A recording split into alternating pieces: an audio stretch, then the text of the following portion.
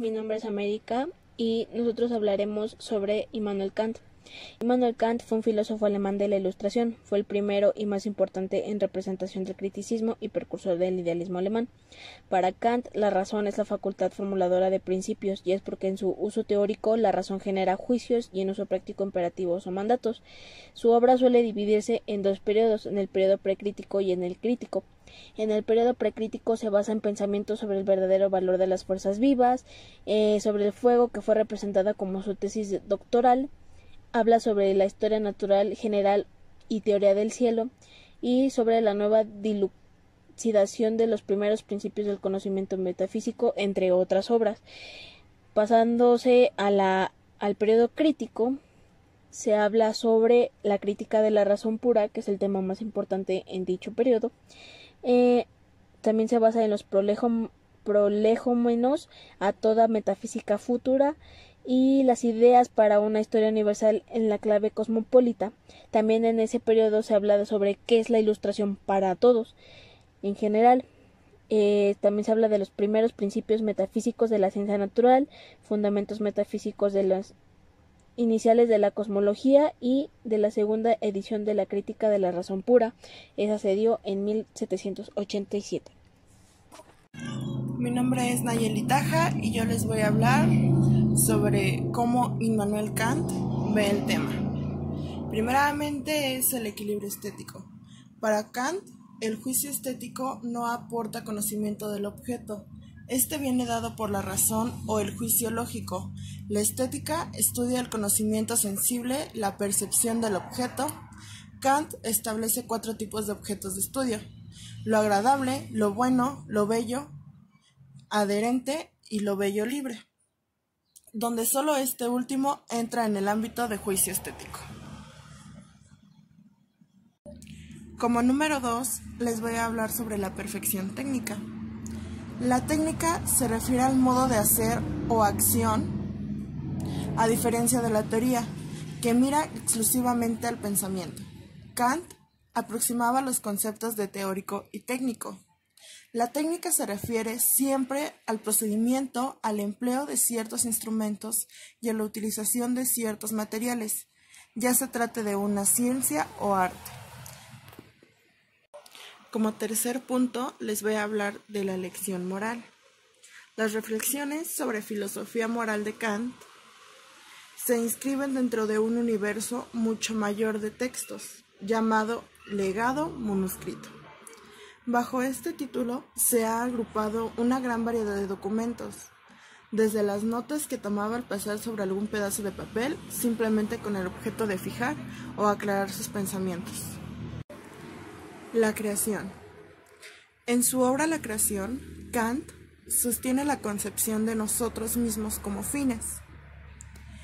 Su principio es el tratar a todos los seres humanos como fines en sí mismos, y cuando estos se proponen un fin a su vez, quieren los medios para lograrlo.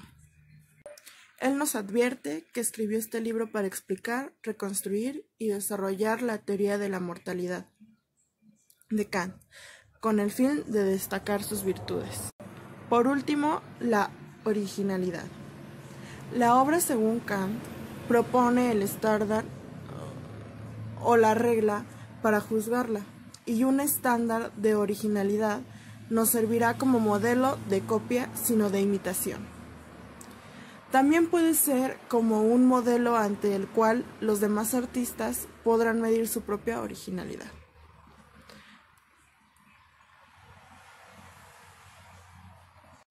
Mi nombre es Carla. Yo les hablaré de las influencias de la filosofía moderna en esta época de Immanuel Kant. Les hablaré de 4 filósofos. El primero es el filósofo Platón, en la que sus ideas, llamadas por Kant ideas puras de la razón, que es el alma, que lo representó como un corazón, el mundo, y Dios, que lo representó como una iglesia. Después vemos el pensamiento estoico, en la que es la vida guiada por los principios de la razón y la virtud, que lo representé como la ética, la economía y el espíritu. Vemos el racionalismo, que es la posibilidad de un conocimiento estricto, un conocimiento extensivo en la que tiene los juicios sintéticos a priori. Vemos una persona que piensa y razona sus ideas como el conocimiento estricto, y por acá lo represento como el conocimiento extensivo. Tenemos la geografía, en la que tiene conocimiento de la naturaleza, etc. Vemos por acá el empirismo.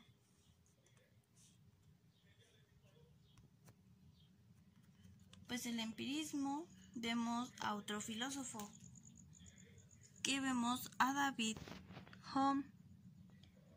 Este rechazó las pretensiones de la filosofía dogmática, pues Kant afirma que el mundo moral abre la puerta a la relación del hombre con lo metafísico.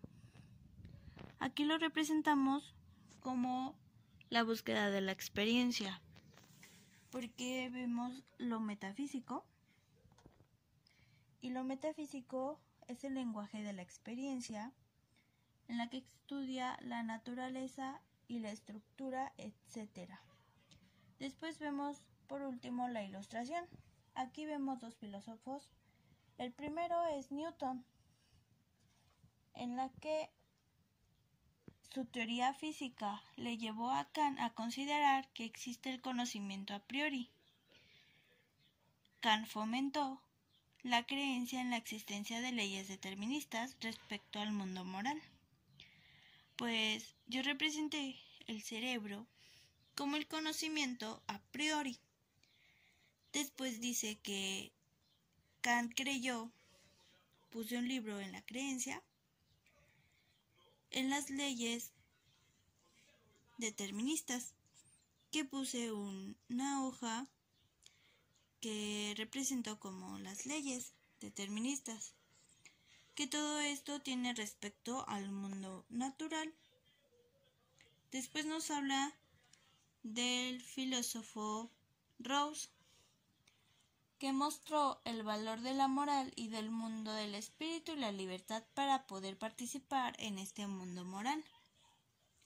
Pues lo representé como una paloma libre, representando el espíritu y la libertad. Bueno, sería todo. Gracias. Mi nombre es Diana Garatacheal Coser. Yo les voy a exponer las frases del filósofo que son utilizadas y su interpretación. La primera frase es: la voluntad de Dios no es simplemente que seamos felices, sino que nos hagamos felices a nosotros mismos. Poder ser felices depende solo de nosotros mismos. Alcanzar la felicidad dependerá de nosotros, de nuestros actos diarios y de nuestras emociones. Nuestra frase número 2 es: la felicidad no es un ideal de la razón, sino de la imaginación. La felicidad es un estado emocional que está en nuestra mente. La mente es lo que nos puede llevar hacia ella. La frase 3 es: tuve que eliminar conocimiento para hacerle espacio a la creencia. Cuando no sabemos cómo funciona algo, por lo general lo atribuimos a lo divino, mitos, etc. La frase número 4 es: la experiencia sin teoría es ciega, pero la teoría sin experiencia es simple juego intelectual. Para poder comprender totalmente algo, debemos antes entender su teoría. Teoría y experiencia van siempre de la mano. La frase número 5 es: ten coraje de usar tu propia razón. Este es el lema de la iluminación. Muchas veces preferimos seguir y creer en lo que los demás ya han experimentado por temor a hacerlo nosotros mismos.